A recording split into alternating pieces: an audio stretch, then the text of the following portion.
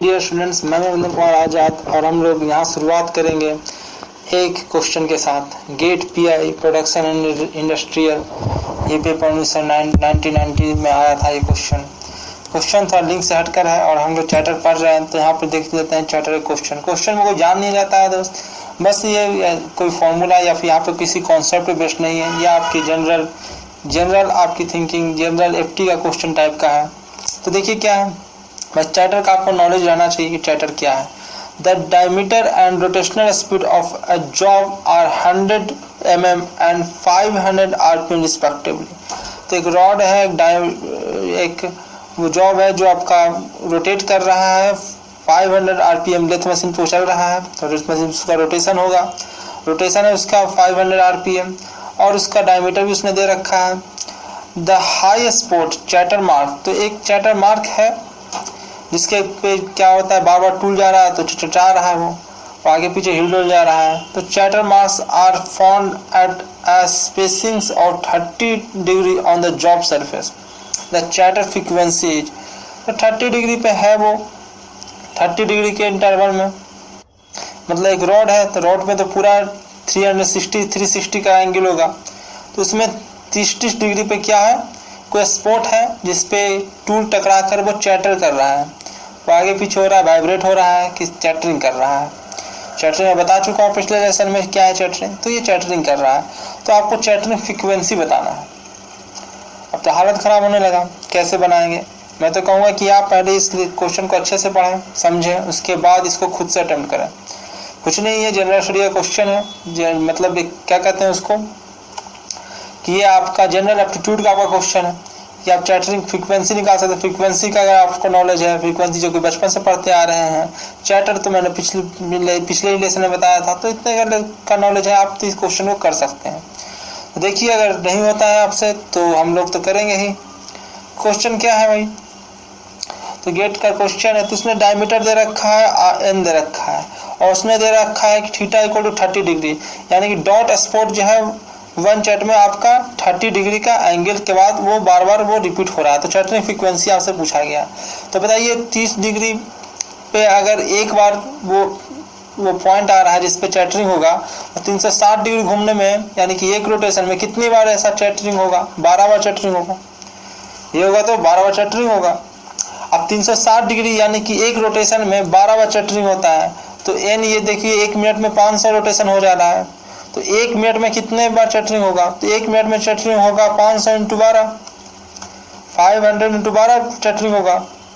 कि भाई अगर एक रोटेशन में 12 बार चैटरिंग हो जा रहा है, तो 500 रोटेशन में, एक ही रोटेशन था 360 डिग्री, तो कितने में एंगल घूमेगा, एक रोटेशन में घूमेगा, तो 500 रोटेशन में वो कितने बार चैटरिंग करेगा, 500 × 12, तो ये 500 × 12 कितने देर में वो कर रहा है चैटरिंग, तो वो कर रहा है 60 मिनट में। हमको तो पर सेकंड निकालना है। फ्रीक्वेंसी होता है एक्चुअली क्या है, फ्रीक्वेंसी होता है कोई भी आपका डोलन या फिर कोई भी number of vibrations per unit time, यानी कि पर सेकंड।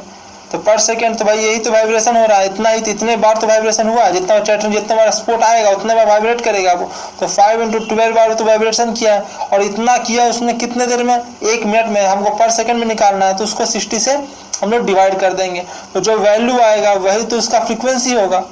इसमें कुछ भी ऐसा था जो आपने को नहीं पता था या नहीं पढ़ा था आपने। इसके अलावा हम लोग पढ़ रहे थे साइड कटिंग एज एंगल के बारे में। साइड कटिंग एज एंगल के बारे में मैंने बताया था, it is the angle which prevent interference at the tool इंटर्स the work material. और नॉर्मली साइड कटिंग एज जो एंगल होता है वो आपका 15 डिग्री से 30 डिग्री के बीच होता है। और मैंने बताया था कि आपका CS का वैल्यू यदि 0 हो तो वहाँ पे आपका चैटरिंग नहीं होता है, नो चैटरिंग पॉसिबल। डिसएडवांटेज मैंने यहाँ पे है जो मैं बता ही चुका था कि लार्ज दिस एंगल, अगर साइड कटिंग एज एंगल आपका है जो लार्ज है, तो आपका क्या होने वाला है, the component of force tending to separate the work tool, वो फोर्स बढ़ जाएगा। आपको मैंने दिखाया था कि यहाँ पे जो कंपोनेंट आ रहा है, एक कंपोनेंट तो आगे की ओर इसको रोक रहा है जो पावर जनरेट करने में काम आएगा, दूसरा तो एक उसको चैटरिंग करा है, उसको धक्का दे बार बार कहेंगे भागो भागो, तो वो उसके दूर करने के काम आएगा। तो वो उसी के कारण होता है चैटरिंग। चैटरिंग किस फोर्स के कारण होता है? जो टूल को सेपरेट करने वाला फोर्स होता है, जो टूल को धक्का देकर बाहर भगाने वाला फोर्स होता है, उसी कारण चैटरिंग होता है। तो ये डिसएडवांटेज है। तो एडवांटेज डिसएडवांटेज तो जिंदगी में रहता ही रहता है, हर चीज के अपने एडवांटेज और डिसएडवांटेज होते हैं। तो आगे चलते हैं, हम लोग फिर एडवांटेज देखते हैं। साइड कटिंग एज एंगल का हम लोग एडवांटेज देख रहे हैं। At its increased value, it will have more of its length in action for a given depth of cut. तो जितना हम ज़्यादा इसका वैल्यू रखेंगे, ज़्यादा रखने का एक नुकसान तो हमने देखा ही। अब जितना ज़्यादा देखो, एंगल तो ये वाला होता है ना, ऐसा टूल रहता है, जैसे हम लोग काट रहे हैं, तो ये हमारा जो एज है वो कौन सा एज है? साइड कटिंग एज है। और ये जो हमारा एज है वो है इन कटिंग एज। तो यहाँ पे हमारा जो एंगल, ये वाला एंगल बनता है, वो कहलाता है सी। और पिछला लेसन देखो, वहाँ खोलो और फोटो बनाओ पहले, सबसे पहले नोट पे अपना, तभी आपको समझ में आएगा।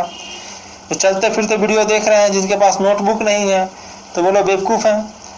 वैसे पढ़ाई नहीं होता है, ऐसे बस आप कुछ बस हल्का हल्का नॉलेज ले रहे हैं, ये कुछ भी फायदा करने वाला नहीं है। वो अलग बात है कि आप लोग रास्ते में ट्रेन से जा रहे हैं और वहाँ भी वीडियो देख रहे होंगे, लग रहा होगा शाम का समय का इस्तेमाल कर लें, पर ठीक है, उसके साथ साथ आप अपना नोटबुक भी साथ रख सकते हैं, वहाँ पर रख के आप लिख भी सकते हैं।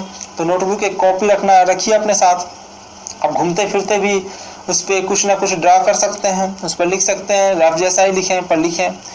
तो ये देखिए आपका ये एंगल जो था वो सी था, ये था आपका इन कटिंग एज एंगल, और ये वाला जो एंगल था ये आपका सी एस था, ये था आपका साइड कटिंग एज एंगल। तो साइड कटिंग एज एंगल अगर देखिए बिल्कुल जीरो कर देते हैं तो ऐसा टूल हो जाता था। तो यहाँ पे देखिए बस ये पोर्शन आपका कॉन्टेक्ट में रहता था वर्कपीस का, जिसमें मैं फोटो बना चुका हूँ, जहाँ पे नो चैटरिंग पॉसिबल लिखा था पिछले लेसन में। वो देखिए यहाँ पे बस इतना लेसन, जबकि इसको हम ऐसे ही कर देते हैं, इसको स्लाइड कर देते हैं या फिर थोड़ा सा एंगल दे देते हैं सी एच। तो इसलिए जितना बड़ा देंगे, जितना ज़्यादा देंगे, जितना स्लोप ज़्यादा रहेगा, उतना ज़्यादा उसका पार्ट क्या होगा? कॉन्टेक्ट में आएगा। तो ये फायदा है, it is the increase value, it will have more of its length in action for given depth of cut. तो आप फिक्स्ड डेप्थ ऑफ कट के लिए आपका जो टूल, अधिक से अधिक टूल का पार्ट कांटेक्ट में रहेगा वर्कपीस की, यदि आपने सीएस का वैल्यू बढ़ा दिया। तो जितना अच्छा ज़्यादा कांटेक्ट में रहेगा उतनी अच्छी बात है, उतना हीट डिसिपेट होने में काम आएगा, उतना ज़्यादा आपको फोर्स वगैरह में आपको मदद करेगा, उतना वो झेलेगा। एडवांटेज और देखें, at its increase value it produce thinner and wider chip that will distribute the cutting heat increase to life। तो देखिए मैंने बता ही चुका हूँ कि जितना ज़्यादा इसका वैल्यू रहेगा, जितना ज़्यादा कांटेक्ट में रहेगा, उतना ज़्यादा क्या होगा आपका हीट को डिस्ट्रीब्यूट करने में, और the value produce thinner and wider chip that it increase will distribute the cutting heat. तो कटिंग हीट भी जितना ज़्यादा कांटेक्ट में रहेगा उतना ज़्यादा इससे वो हीट डिस्ट्रीब्यूट होकर आगे बढ़ेगा। यदि वहीं पे ज़्यादा हीट जनरेट होता रहे तो वो टूल को, वर्कपीस को, सबको डैमेज करेगा। तो ये इंक्रीज टूल लाइफ, तो इससे हमको देना पड़ता है, चैटरिंग होने के बावजूद भी हमको ये देना पड़ता है, क्योंकि ये उसका टूल का लाइफ बढ़ा देता है।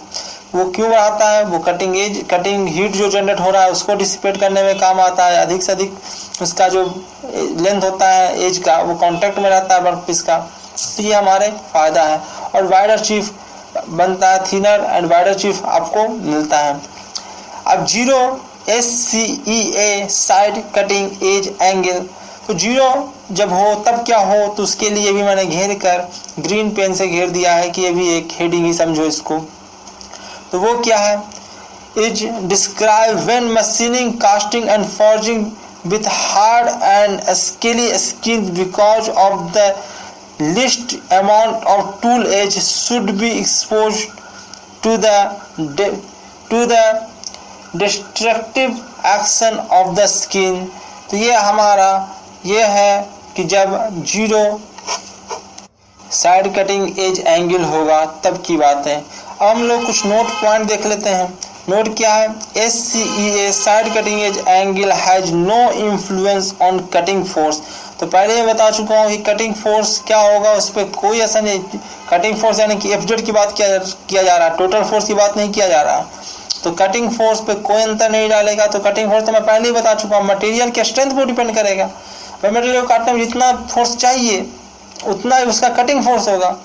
तो कटिंग फोर्स पे इसके एंगल का कोई डिपेंडेंसी नहीं होगा, तो पावर कंजप्शन पे भी इसका कोई असर नहीं होगा कि आप कितना एंगल रखते हो, इससे कोई डिपेंड नहीं करेगा।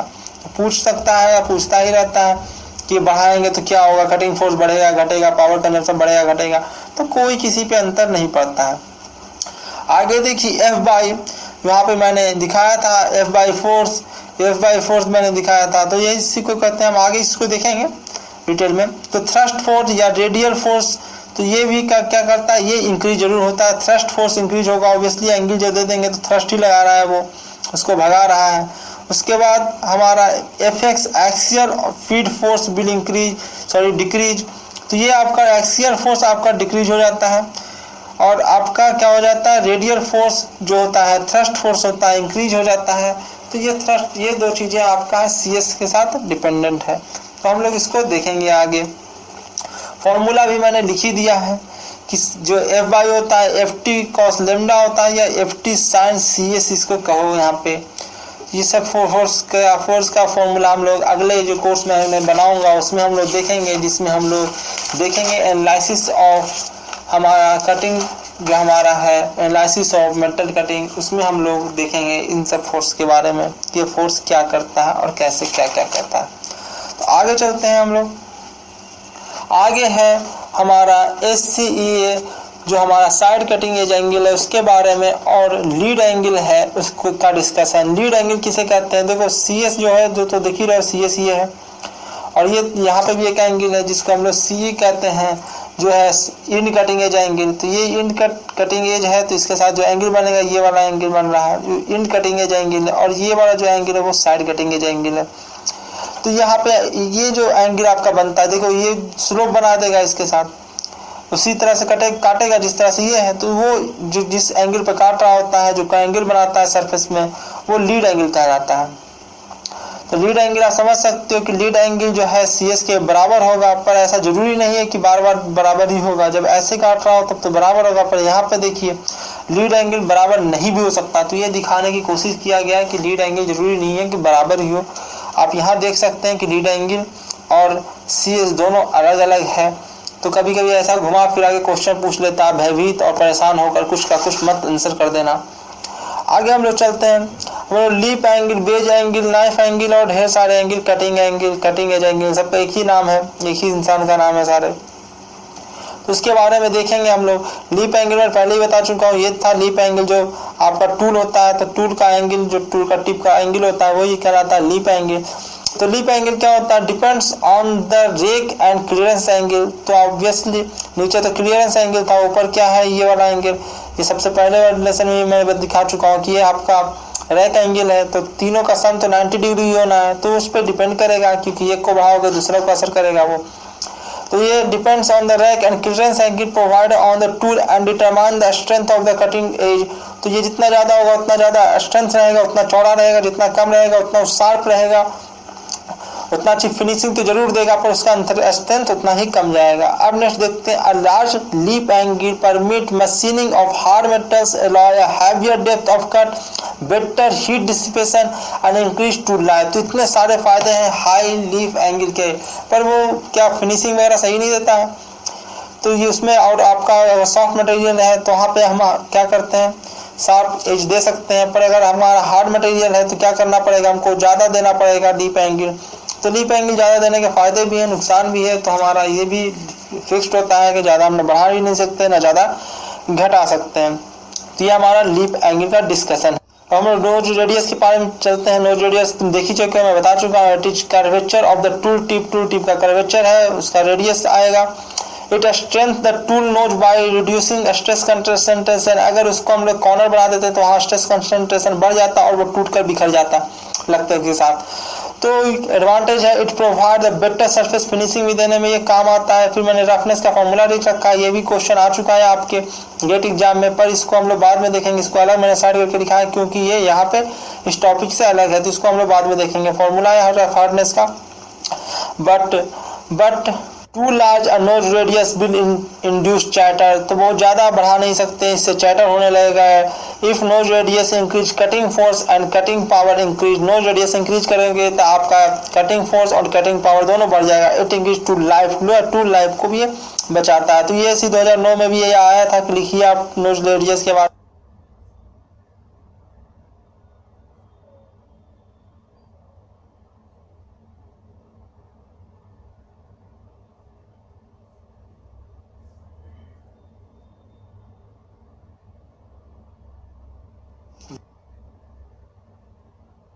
वेलकम अगेन डियर फ्रेंड्स, मैं हूं वंदन कुमार आजाद।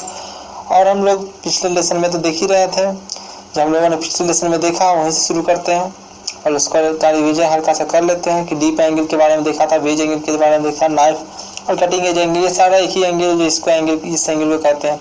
इसमें हमने देखा था कि जितना ज़्यादा हम डीप एंगल पे रखेंगे उतना ज़्यादा हार्ड मटेरियल को हम लोग कटिंग कर सकते हैं और हम लोग हैवियर मटेरियल का भी कटिंग कर सकते हैं, तो कट ज़्यादा दे सकते हैं। हमारा बेटर हीट डिसिपेशन अधिक होगा क्योंकि ये ज़्यादा जितना ज़्यादा चौड़ा हो, जितना बड़ा हो, उतना ज़्यादा उसके सरफेस मिलेगा हीट को डिसिपेट होने के लिए और इससे आपका टूल का लाइफ भी बढ़ जाएगा। नोज रेडियस के बारे में भी हम लोगों ने देखा था। नोज रेडियस तो आप जानते ही हैं और मैंने ये रफनेस का फॉर्मूला भी बताया था कि ये जो होता है जितना आर आप बढ़ाओगे उतना क्या होगा, एच का वैल्यू घटेगा।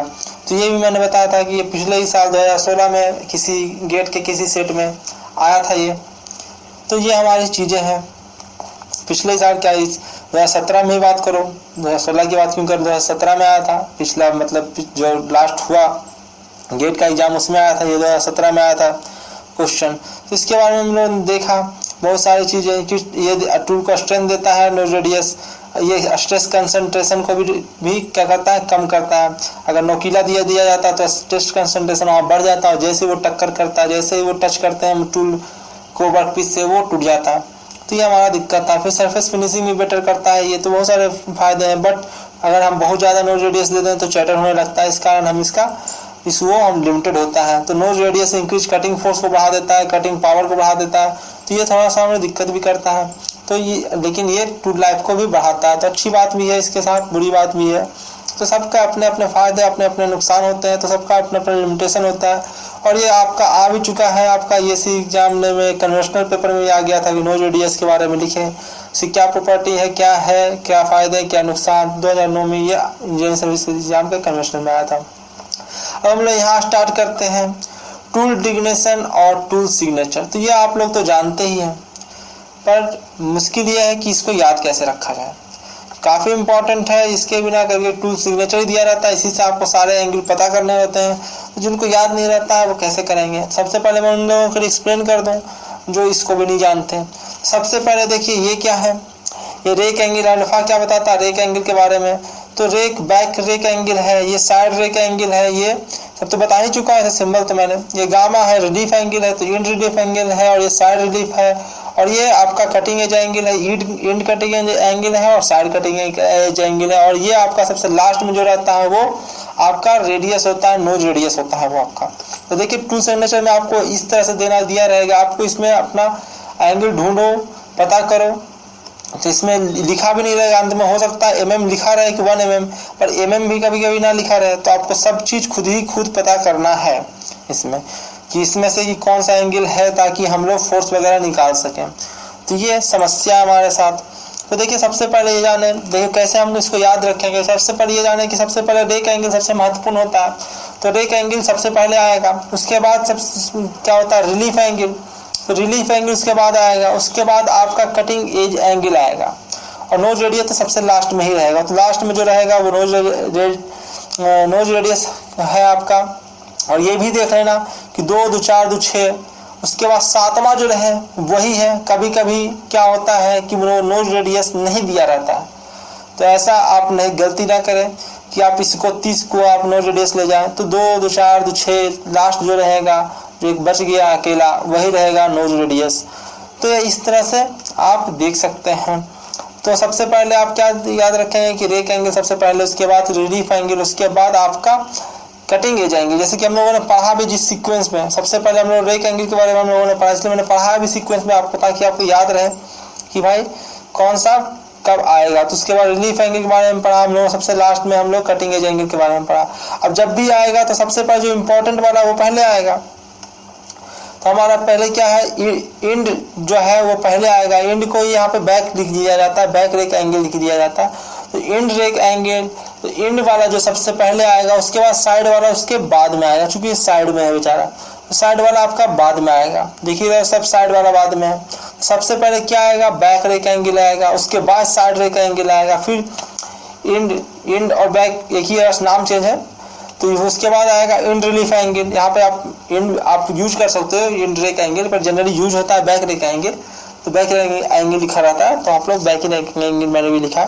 तो क्या है यहाँ पे, ये है रिलीफ एंगल, इंड रिलीफ, और ये है साइड रिलीफ। उसके बाद इंड कटिंग एज एंगल, उसके बाद साइड कटिंग एज एंगल, उसके बाद नोज रेडियस। तो इस प्रकार से आप याद रख सकते हैं। जैसे कि याद रखने का यहाँ तरीका भी बताया गया है कि सबसे पहले रेक एंगल आएगा, उसके बाद रिलीफ आएगा, उसके बाद कटिंग एज एंगल आएगा, और साइड में पहले आएगा साइड आप बिल कम लास्ट, तो साइड जो है वो बाद में आएगा, और finish with nose radius, nose radius सबसे लास्ट में होगा।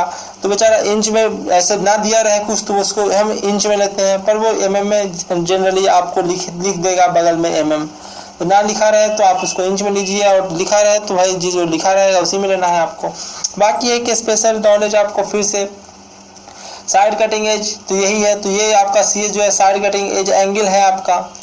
और ये जो है यहाँ पे लेमडा, ये तो हम लोग आगे देखेंगे लेमडा क्या होता है, लेमडा आगे देखेंगे, जो देख ही लेते हैं उसके बाद हम उसको देखेंगे। तो सबसे पहले ये जो हम लोगों ने देखा वो होता है ANSI मेथड में टूल सिग्नेचर को इस अनुसार देता है, जो हम लोग यूज करते हैं, जो हम लोग कन्वेंशनली अभी तक चलता आ रहा है।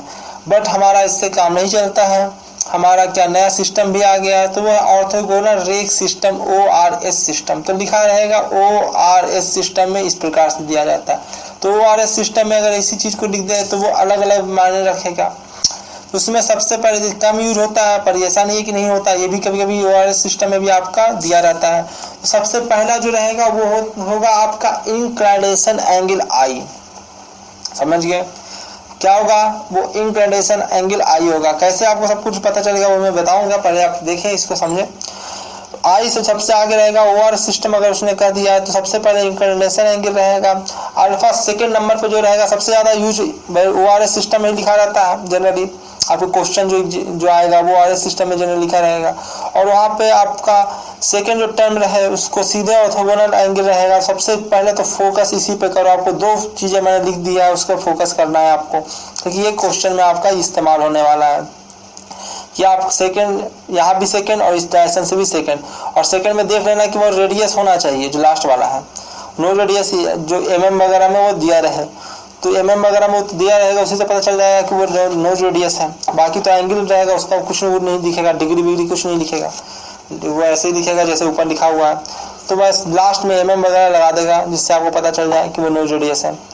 तो वो नो रेडियस रहेगा, तो आप क्या करोगे, सबसे पहले ये है जो प्रिंसिपल कटिंग एज एंगल है, और ये जो है ऑर्थोगोनल रेक एंगल है।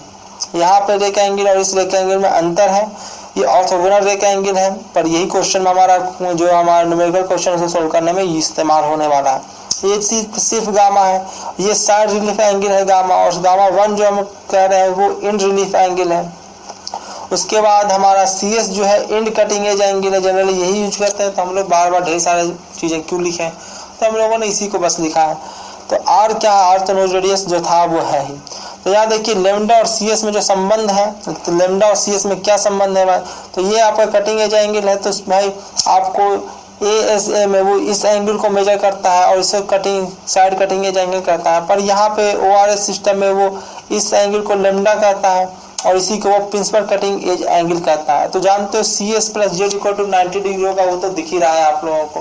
तो ये आपका एक और चीज, और एक और आप यहाँ पे नोट कीजिए कि भाई फॉर ऑर्थोगोनल कटिंग, अगर आप ऑर्थोगोनल कटिंग कर रहे हैं, जनरली आपके सिलेबस में ऑर्थोगोनल कटिंग या टर्निंग भी, आप टर्निंग के बारे में हम लोग बाद में देखेंगे। तो ऑर्थोगोनल कटिंग जनरली आप यूज करते हैं, आपके सिलेबस में ऑर्थोगोनल कटिंग है, तो भाई वहाँ पे क्या होगा, I = 0 हो जाएगा। तो टर्निंग में भी, टर्निंग को भी हम लोग ऑर्थोगोनल टर्निंग ही देखेंगे, तो वहाँ भी आप I = 0 वो दिया भी रहेगा, अगर टू सिग्नेचर भी दे रहा है तो वो 0 दिया रहेगा। 0 देने का मतलब समझ जाना कि वो ऑर्थोगोनल कटिंग की बातें कर रहा है, ऑर्थोगोनल कटिंग का फॉर्मूला लेगा, सब कुछ ऑर्थोगोनल कटिंग का रहेगा।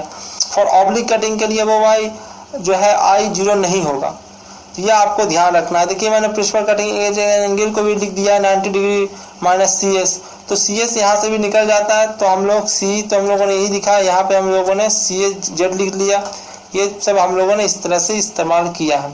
अब इससे काम नहीं चलता है, कभी कभी हमें कन्वर्जन भी आ जाता है एग्जाम में।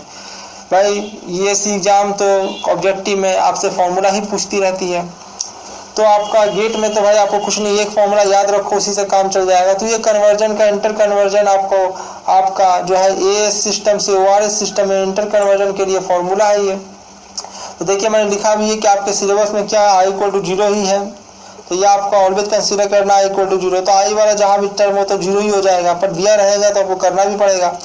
पर ऐसे आपको जब i 0 कर लोगे तो आपके फॉर्मूले अपने आप आसान हो जाएंगे। तो इस फॉर्मूले को हम लोगों को याद कैसे रखना है तो वो देखें। तो देखें हम लोग इंटर कन्वर्जन कर रहे हैं, हम लोगों को अल्फा निकालना है। अल्फा क्या है, ओआरएस सिस्टम वाला, तो हमारा अल्फा निकालना है। तो कैसे हम निकालेंगे, अल्फा तो है ही इसी में, देखो अल्फा इसमें तो अल्फा बी अल्फा एस है। तो हम लोग को देखो सबसे एक ही फॉर्मूला मैंने ऊपर लिखा है रेड पेन से कि एक ही याद रखिए गेट में के लिए, यही एक फॉर्मूला याद रखें, काम चल जाएगा आपका। बाकी ये इसमें तो सब कुछ घुमा घुमा के वो फॉर्मूला डायरेक्ट यूपीएससी के मैंने लिखा है कि सब कुछ याद रखिए, वो कभी भी कुछ भी घुमा घुमा कर पूछता रहेगा, वो डायरेक्ट फॉर्मूला ही दे देता है।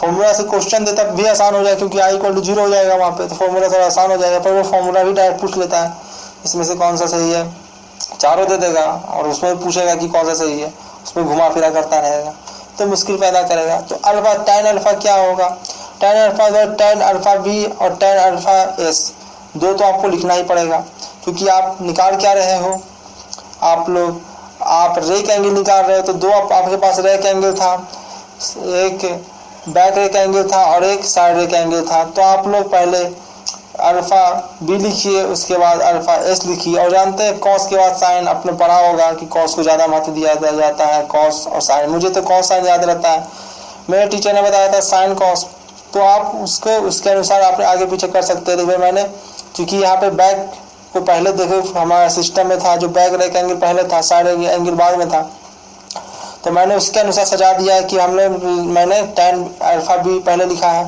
और tan अल्फा एस बाद में लिखा है, और कॉस के बाद साइन आता है। तो वो आप जानते हैं कि कॉस के बाद जनरली कॉस ज़्यादा इंपॉर्टेंस रखता है और साइन उसके बाद आता है। कॉस साइन आप लोग जनरली यूज करते होंगे, तो कहीं भी फॉर्मूला में आप कॉस का नाम पहले देखते होंगे।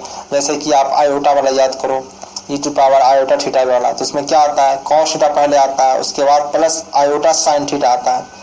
तो इससे भी आप याद रख सकते हो कि कॉस पहले आएगा, तो कॉस लेमडा पहले आएगा, कहाँ गया, कॉस लेमडा पहले आएगा और साइन लेमडा बाद में आएगा। इस प्रकार से आप याद रख सकते हो। तो पहले तो आप टू सिग्नेचर से tan अल्फा बीटा और tan अल्फा एस याद रख सकते हो, और आप इसको कॉस पहले आएगा, कॉस लेमडा उसके बाद साइन लेमडा। तो इस प्रकार से आप इस फॉर्मूला की याद रख सकते हो। बाकी फॉर्मूला आपको याद रखना है, कैसे याद रखोगे वो आपका काम है, बाकी इंपॉर्टेंट है नहीं। जो यूपीएससी को पूछता ही रहता है, उसमें तो 100% क्वेश्चन ऐसे भी नहीं करना होता है, तो याद ना हो तो कोई दिक्कत नहीं है, आप भूल भी सकते हो इसको। तो ये फॉर्मूला आपको तो याद ही रखना है, तो गेट में भी पूछता रहता है। ये भी देखिए tan अल्फा बीटा अगर निकालना है तो यह tan अल्फा है, ये तो tan 0 ही हो जाएगा, ये बेवजह याद करने की जरूरत नहीं है। तो tan बीटा निकाल, tan बीटा अल्फा लिखो, उसमें कॉस लेमडा से मल्टीप्लाई करोगे कि ऊपर से ये आप लोगों को तो आप जूम कर सकते हैं, देख सकते हैं कि वो tan बीटा वाला में कॉस वाला टर्म था, तो कॉस लेमडा आएगा और tan अल्फा आएगा। अगर tan अल्फा एस निकालना है तो उसमें भी क्या होगा, साइन लेमडा और कॉस अल्फा आएगा। बाकी आपका जो बच जाए, अगर कभी आई दे दे तो भाई tan के तो आई के साथ लगेगा, यहाँ पे साइन यूज हो गया था, कॉस यूज होगा। इसी प्रकार से tan आई निकालने के लिए क्या दे, तो आप इस तरह से फॉर्मूला आपको याद रखना है, अननेसेसरी फॉर्मूला। आप क्रिटिकल ये भी जानो, आप यही इंपॉर्टेंट है क्वेश्चन, तो इसी सब चीज़ों से होगा। तो सबसे पहले इंपॉर्टेंट मैंने लिखा है कि व्हेन लेमडा = 90 डिग्री, अगर लेमडा = 90 डिग्री दिया रहे तब क्या होगा, तो अल्फा एस अल्फा बन जाता है, साइड रेक एंगल ही आपका प्रिंसिपल ऑर्थोगोनल रेक एंगल में तब्दील हो जाता है। इस फॉर्मूला से आप देख सकते हो निकाल के। और जब i = 0 हो जाए, i = 0 यानी कि इंक्लिनेशन एंगल 0 हो जाए, जो कि सदैव रहेगा, ऑर्थोगोनल कटिंग हम लोग देखते हैं उसमें सदैव रहेगा, तो अल्फा जो है, जो अल्फा एन जो है वो भी अल्फा के बराबर हो जाता है। ये अल्फा एन क्या आ गया, तो वो है normal rake angle, NRS system में वो आता है नॉर्मल रेक एंगल, तो वो उसके बराबर रहता है। और जब दोनों हो, जब i = 0 और लेमडा = 90 डिग्री हो, तो देखो अल्फा एस अल्फा एन सब मिला के अल्फा के बराबर हो जाता है, सब अल्फा के बराबर रहता है। तो हम लोग को प्योर ऑर्थोगोनल कटिंग करना है, तो भाई ये सब तो हम लोग ऑर्थोगोनल कटिंग में आयोटा = 0 तो मानते हैं। तो हमारा ये मैंने लिख ही दिया है कि ये सब चीज़ें अनयूजफुल फॉर एग्जाम है। हमारा तो यही यूजफुल फॉर एग्जाम है, क्योंकि हमारा तो हर कुछ ऑर्थोगोनल कटिंग होगा ही। पाई इक्वल टू 0 तो होता ही है। बाकी लेमडा इक्वल टू अगर 90 डिग्री दे दिया तो आप alpha is equal to alpha मानेंगे, जो कि हर वक्त अधिकतर में दिया रहता है, तो वहाँ दिक्कत ना करें। बाकी मैंने लिख दिया कि लेमडा क्या, प्रिंसिपल कटिंग एज एंगल, आई क्या angle, S angle, alpha S क्या साइड एक एंगल है जो ए सिस्टम से लिया गया है, अल्फा क्या ऑर्थोगोनल कटिंग एज एंगल है जो आर एस सिस्टम